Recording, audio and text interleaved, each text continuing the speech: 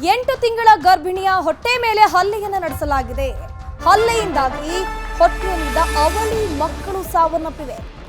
8 ತಿಂಗಳ ತುಂಬು ಗರ್ಭಿಣಿಯ ಹೊಟ್ಟೆ ಮೇಲೆಯೇ ಹಲ್ಲೆ ನಡೆಸಿದ್ದಾರೆ ದುರುಳರು. ಹೊಟ್ಟೆಯಲ್ಲಿ ಅವಳಿ ಮಕ್ಕಳಿತ್ತು. ಅವಳಿ ಮಕ್ಕಳು ದುರ್ಮರಣ ಹೊಂದಿದವೆ. ಹಾವೇರಿಯ ಅಲಿಪುರ ಗ್ರಾಮದಲ್ಲಿ ಆಗಿರುವಂತಹ ಘಟನೆ ಇದು.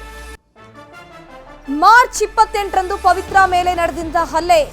ಪವಿತ್ರ ತಾಯಿ 30,000 ಸಾಲವನ್ನು ಮಾಡಿದ್ರಂತೆ. ಈ ಸಾಲ ವಸೂಲಿಗೆ ಬಂದವರಿಂದ ಜಗಳ ಶುರುವಾಗುತ್ತೆ. ಬರೋಬ್ಬರಿ 30,000 ಸಾಲಕ್ಕಾಗಿರುವಂತಹ ಒಂದು ಜಗಳ. ಸೀಮಂತ ಕಾರ್ಯದಲ್ಲೇ ಗಲಾಟೆ ನಡೆದಿರುತ್ತೆ. ಗಲಾಟೆ ಬಿಡಿಸೋಕೆ ಹೋಗಿದ್ದ ಪವಿತ್ರ ಮೇಲೂ ಕೂಡ ಹಲ್ಲೆಯನ್ನ ಮಾಡಿದ್ದಾರೆ ದುರುಳರು. ಮಾರ್ಚ್ 28ರಂದು ಆಸ್ಪತ್ರೆಗೆ ಪವಿತ್ರ ದಾಖಲಾಗಿರ್ತಾರೆ. ಆದ್ರೆ ಏಪ್ರಿಲ್ 7ರಂದು ಅವಳಿ ಮಕ್ಕಳಿಗೆ ಪವಿತ್ರ ಜನ್ಮ ನೀಡ್ತಾರೆ. ಆದ್ರೆ ಇಬ್ಬರೂ ಮಕ್ಕಳು ಕೂಡ ಸಾವನ್ನಪ್ಪಿದ್ದಾವೆ. ದೂರು ನೀಡಿದ್ದಾರೆ ಕುಟುಂಬಸ್ಥರು. ಸವಣೂರು ಪೊಲೀಸ್ ಠಾಣೆಯಲ್ಲಿ ದೂರು ಕೂಡ ದಾಖಲಾಗಿದೆ. ಅಲಿಪುರ ಗ್ರಾಮದ ಸುರೇಶ್, ಮಹೇಶ್ ಸೇರಿ 4 ವಿರುದ್ಧ ದೂರು ದಾಖಲಾಗಿರೋದು.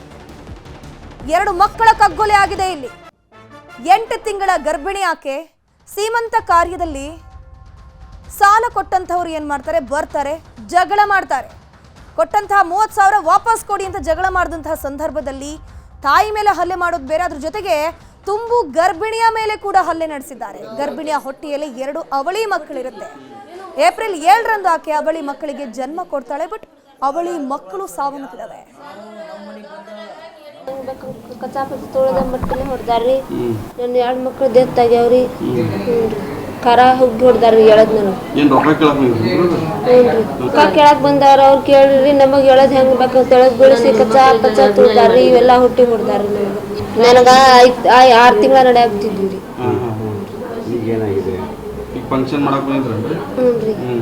ಈಗ ಹೊಟ್ಟೆ ತುಳದ ಎಲ್ಲಾ ಇದು ಮಾಡಿ ಹೋಗ್ಯಾರ್ರಿ. 6 ತಿಂಗಳ ನಡೆ ಆಗ್ತಿದ್ವು. 3 ಗಂಡು ಮಕ್ಕಳ 1 ಹೆಣ್ಣು ಮಗಳು ಇದ್ಲ. 4 ಜನ ಇದ್ರು. ಒಮ್ಮಗಲೇ ಜಗಳಕ್ಕ ಬಂದ್ರ ನನಗೂ ನಾ ಎಳ್ದಾಡಿ ಹೊಡೆದ್ರು. ಅಲ್ಲಿಂದ ನನ್ನ ಜನ್ಮನ ಇಲ್ದಂಗೆ ಬಿದ್ದೀನ್ರಿ. ಅವು ಎಲ್ಲರಿಗೂ ತಗೊಂಡು ಅವ್ರಿಗೆಲ್ಲ ಮಟ್ಟ ತಗೊಂಡು ಏನು ಕಾರ್ ಪುಡಿ ತಗೊಂಡು ಅವ್ರಿಗೆ ಹೊಡೆದ್ ಬಿಟ್ಟಾರ್ರಿ. ಅವ್ರಿಗೂ ಎಳ್ದಾಡಿ ಬಿಟ್ಟಾರ್ರಿ.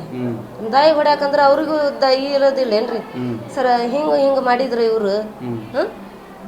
ನನ್ನ ಮಗಳು 6 ತಿಂಗಳ ಹೊಟ್ಟಿಲಿ ಇದ್ಲ ನನ್ನ ಮಗಳು ಜೀವನ ಕಳೀತಿದ್ರಿ ಅವ್ರು. ಅವ್ರ ಸತ್ಯಾನಾಶ ಆಗ್ಲಿ, ಅವ್ರ ನಿರ್ರೋಸ ಆಗ್ಲಿ. ಈ ನಮೂನಿ ಮಾಡಿದ್ರ ನನಗ ನನ್ನ ಮಗಳ ಜೀವನ ಏನ್ರಿ, ನನ್ನ ಮಗಳ ಚಿಪ್ಪಾಳ ಹೆಂಗ್ರಿ. ಈ ನಮೂನಿ ಮಾಡಿದ್ರ ನನ್ನ ಮಗಳ 2 ಕೂಸು ಹೋದ್ವು. ಇದಕ್ಕೆ ಇಷ್ಟ ಏನು? ಇದ್ರ ಬಗ್ಗೆ ಹೆಚ್ಚಿನ ಮಾಹಿತಿ ನೀಡ್ತಾ ಹೋಗ್ತಾರೆ ನಮ್ಮ ಪ್ರತಿನಿಧಿ ನಾಗರಾಜ್. ದೂರವಾಣಿ ಸಂಪರ್ಕದಲ್ಲಿ ಜಾಯಿನ್ ಆಗಿದ್ರೆ. ನಾಗರಾಜ್, ಹಲ್ಲೆ ಯಾವಾಗ ಆಗಿರೋದು, ಅದ್ರ ಜೊತೆಗೆ ಅಡ್ವಾನ್ಸ್ ಏನಾದ್ರು ಡೆಲಿವರಿ ಆಯ್ತಾ? ಸೊ ಈ ಮೆಡಿಕಲ್ ರಿಪೋರ್ಟ್ ಏನ್ ತೋರಿಸ್ತಾ ಇದೆ ಅವಳಿ ಮಕ್ಕಳ ಸಾವಿಗೆ ರೀಸನ್?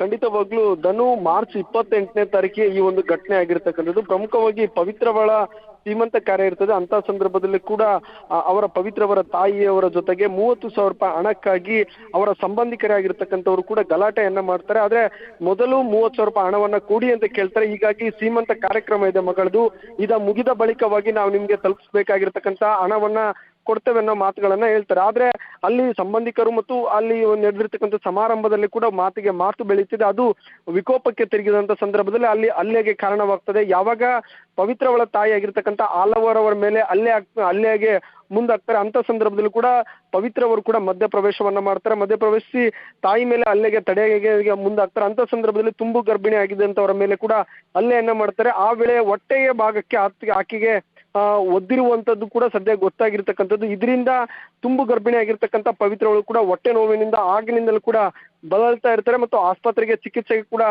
ತೋರಿಸ್ತಾರೆ. ಇಂಥ ಸಂದರ್ಭದಲ್ಲೂ ಕೂಡ ವೈದ್ಯರು ಕೂಡ ಮಕ್ಕಳಿಗೆ ಹೊಟ್ಟೆಯಲ್ಲಿ ತೊಂದರೆ ಇದೆ ಅನ್ನೋ ಮಾತುಗಳನ್ನ ಹೇಳ್ತಾರೆ. ಅವಾಗ್ಲಿಂದ ಕೂಡ ಜಿಲ್ಲಾ ಆಸ್ಪತ್ರೆಯಲ್ಲಿ ಚಿಕಿತ್ಸೆಯನ್ನ ಪಡಿತಾ ಇದ್ದಾರೆ. ಆದ್ರೆ ಏಪ್ರಿಲ್ 7ನೇ ತಾರೀಕಿಗೆ ಕೂಡ ಅಂದ್ರೆ ಡೆಲಿವರಿ ಆಗ್ತದೆ. ಅಂತ ಸಂದರ್ಭದಲ್ಲೂ ಕೂಡ ಮಗು ಕೂಡ ಹೊಟ್ಟೆಯಲ್ಲಿ ಸಾವನ್ನಪ್ಪಿರ್ತಕ್ಕಂಥದ್ದು. ಇದಕ್ಕೆ ಪ್ರಮುಖವಾದಂತ ಕಾರಣ ಅಂತ ಹೇಳಿದ್ರೆ ಹೊಟ್ಟೆಗೆ ಬಲವಾದ ಬಿದ್ದಿರೋದ್ರಿಂದ ಈ ರೀತಿಯಾದಂತ ದುರ್ಘಟನೆ ಸಂಭವಿಸಿದೆ ಅನ್ನೋ ಮಾತುಗಳನ್ನ ಕೂಡ ಈಗಾಗಲೇ ವೈದ್ಯರು ಹೇಳಿರ್ತಕ್ಕಂಥದ್ದು. ಹೀಗಾಗಿ ಒಟ್ಟು 4 ಜನರ ವಿರುದ್ಧ ಕೂಡ ಈಗಾಗಲೇ ಪ್ರಕರಣವನ್ನ ದಾಖಲು ಮಾಡಿಕೊಂಡಿರ್ತಕ್ಕಂಥ ಪೊಲೀಸರು ಇವರ ಆರೋಪಿಗಳ ಬಂಧನಕ್ಕಾಗಿ ಬಲೆಯನ್ನ ಕೂಡ ಬೀಸಿರ್ತಕ್ಕಂಥದ್ದು. ಧನು, ಥ್ಯಾಂಕ್ ಯು ನಾಗರಾಜ್ ತಮ್ಮೆಲ್ಲ ಮಾಹಿತಿಗಾಗಿ.